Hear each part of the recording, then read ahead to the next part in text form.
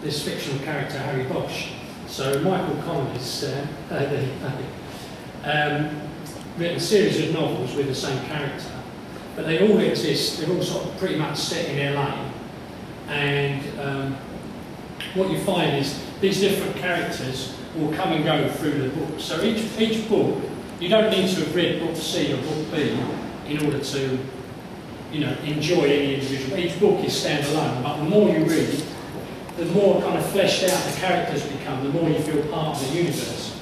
And these two layers represent like the mythos or the story world. So these books exist not in isolation, but as part of a bigger whole. And what's interesting about this is that there's a real world that he sort of draws upon. And the sort of typical themes are the LA Times, the LAPD, the FBI, Los Angeles, and also events in the history of Los Angeles, like the Rodney King beatings, and how their characters react to that. And all this gives it a certain authenticity. And if this were a science fiction or fantasy, then all that mythos would have to be developed from scratch, like Star Wars. Then you don't have that real world thing to draw on. Unless you go right back, and you probably start with sort of like the first sort of spaceship launch or something like that. So looking at the sort of, let's say, the Hollywood franchise idea, it's basically taking this idea where you've got a feature film, and often what they might do is do a web series or a comic book to launch the feature. And you see this quite a lot now on AAA computer console games, where you have the main game and then a web series to kind of launch it. Alan Wake and Assassin's Creed did this type of thing. But what's interesting about that, about this sort of model, it's a series of sort of single media experiences. You're not, while you're watching a feature film, you're not like you're not on your iPhone while you're watching a feature film. And so if we look at sort of mapping out these different types of transmedia experience, what I've just described is in this quadrant here, where you've got multiple, like if you look at the narrative space, a particular story, you're covering lots of different ground, but it's always on a single medium. You've only got the book, or you've only got the film, or you've only got the game. Now if we move over here, we might be telling a single story, so it's set in one time and place with one set of characters, but now we're spreading it across multiple platforms. It's online, it's on mobile, it might be a real experience, like a real place. So this would be how I'd represent this, and this is these alternate reality games, where you're expected to go from the event, get an email from a particular character, listen to audio, go over to YouTube, and it's only by piecing together this sort of puzzle that you get the full experience. And often what we find is that people are mixing and matching, so they might have, all of this is part of the same story world. Feature film lives on its own, and so does a comic book, and then the ARG, which is a mix, kind of feeds into the overall experience. So why is it popular? Well, I think it's becoming the kind of thing that younger people expect. They expect, they're used to sitting and watching. They're not only young people. I mean, I'm not young and I do it as well. You're kind of watching the TV. You've got the laptop open. You might be researching background content while the show's on. It might be simple factual stuff. Or it could be looking at other sort of story content now it built in. And also, I think this is one of the main drivers for a lot of the bigger properties, is that there's such an explosion of content. As the cost of sort of production and distribution has gone down, there's so much stuff out there, and lots of people producing content feel sort of overwhelmed with trying to find an audience for their content. And so transmedia gives them more sort of ways in to the audience, more opportunities to be discovered. And I think also if you're,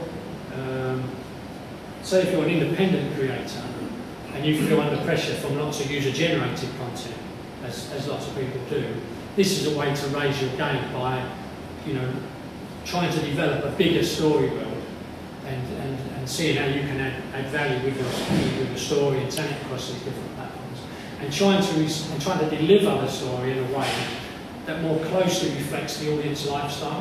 As people are getting more familiar with like snacking on different kind of episode content, to find a way to tie that all in. So, and I'll come on to the how transmedia feeds into advocacy. And also what we find is that people from the marketing world, realising that people are trying to bypass ads, that shouting louder is becoming less and less effective, and that if you can create some cool content and some engaging experiences and pull people towards you, then that pays dividends in the longer term. And I often like to put this up because some of the critics of transmedia say, well, and they often referring to art or particular comic books that are given away for free. They're saying this stuff wouldn't exist in its own right. It's all, you know, it's all been paid for by marketing and it's been driven by marketing. I think anything that we do, you should have this the marketing should come baked in. But often when you do a feature film, you know, particularly if it's driven by a single sort of creator, it's driven by a writer, you find that they're producing or the director. They've got other kind of personal creative goals, and they tend to only have one eye on the audience and the other eye on the kind of the kick that they're getting out of creating this content, which is why it's better to have a producer that's trying to make money and a creative person that's not. But I think you can get away with it more when you're in single media. But when you're trying to do transmedia, then it makes more sense to really bake the marketing, really understand the audience, and ask yourself tough questions about why are they going to move on from one piece of content to the next content. And I'm going to look at that when I come to measuring ROI. So are there any questions on the transmedia? Hi.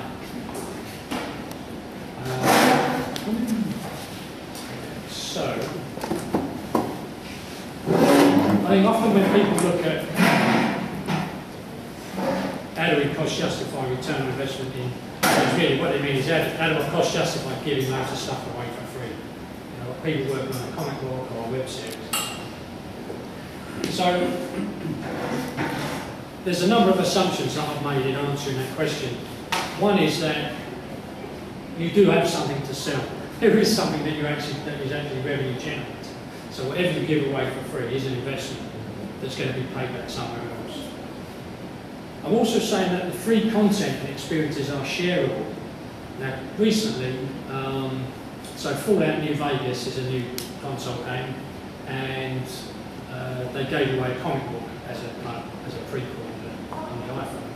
But the problem I found with that is that it wasn't shareable. And I think the whole point of giving away free content is that you empower advocates to tell their friends to give it away to someone else. And so you're kind of missing a trick really if you only give it away for free, you don't make it shareable. And the same with experiences, to allow people and give them opportunities to shoot stuff on their mobile, upload it, take photographs, put it on their Facebook page. I also think that it works better if it's part of an ongoing relationship with the consumer or with the audience, so that you don't just have a standalone thing that you're looking to sell and then that's the end of it.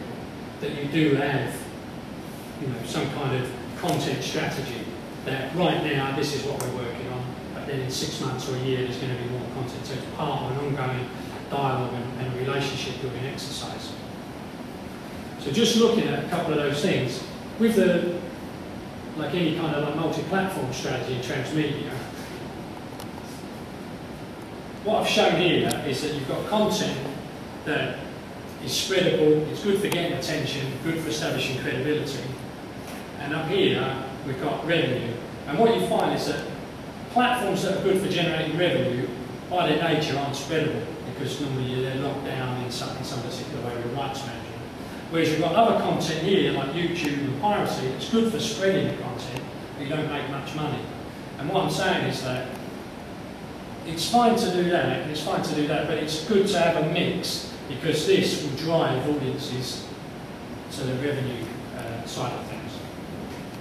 Now also, this might be a little bit small, but when you look at your content and you understand who's consuming it and why they're consuming it, and at what stage in the relationship that they're consuming it.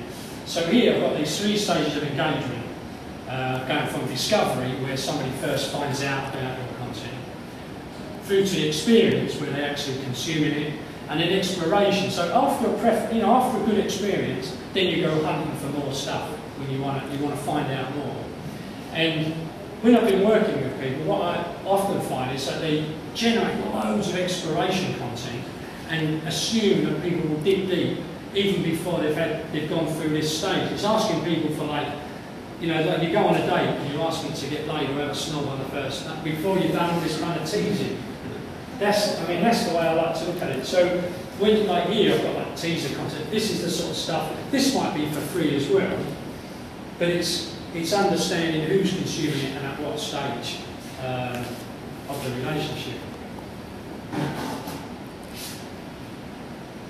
So to look at cost justifying giving stuff away for free, you need to look at what your goals are. And the 4 goals that I think there are is awareness, advocacy, generating sales, and generating insights.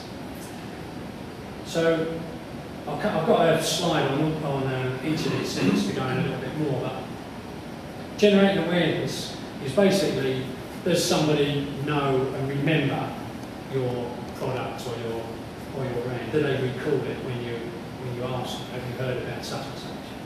And the way you can cost justify that is by looking at comparisons with other ways to generate awareness. Advocacy, basically looking at different word of mouth methodologies. Net promoter, there's customer value matrix. Sales is straightforward, more or less, if you can measure it. And then the insights come where you have this relationship with your audience that they're telling you how to develop your product or how to evolve your storyboard because they feel engaged with it and they're getting you set up this sort of feedback. So, awareness. So as I said, so awareness is measured by recall, and one way to look at it is by comparing it with other opportunities like poster ads or TV campaigns and so on. And there's been a number of studies, although I couldn't find a good one, I don't think I've got it, so where rich media and interactive media has a better recall than, let's say, banner ad or TV. So with a TV campaign, you can reach loads of people, but when you ask, people the following day, did you see that ad, or what was that product? The recall isn't as good as if it's for something that's interactive or for some of these rich media things. The problem you have with the rich media is often getting the audience is actually achieved. You can't, it's difficult to get the same number of eyeballs. But what you're doing here is saying, well, okay, I've got fewer eyeballs, I've got fewer views, but these people actually remember it more. And when you're looking at the doing the cost comparisons, you'd look at saying, well, how much do I need to spend to get the same level of recall? So it might be cheaper to do one particular type of, it might be cheaper to do banner ads, but if nobody ever sees them or remember them, even though they can say, well, 200,000 people viewed this banner ad, then maybe that's not as effective as doing some interactive experience. And I guess you can see this kind of like in the classroom as well. I mean, if you can, like a bit like I'm doing now, if I just, the teacher just sort of stands and tells the kids something, how many of them will remember what they've been taught? Whereas if you give them an exercise and they actually get in and get involved in it, then they're more likely to remember it. And so it is, I think, with the transmedia experiences, that they're actually getting in, they're exploring the storyboard, and they're much more likely to feel some kind of ownership of it. So I felt this wasn't quite what I was looking for, but it just gives an idea of different recall rates compared to different types of content. Because viral video and podcast, all the rich media stuff is up at the top end. So looking at advocacy. This is basically when people recommend your product or your content to somebody else. So online it might be sharing or liking, but the model that I've chosen here is looking at word of mouth. And basically what you've got in this net promoter model are 3 different types of person, 3 different types of audience. You've got people that consumer content, they're like, you know, it's all right.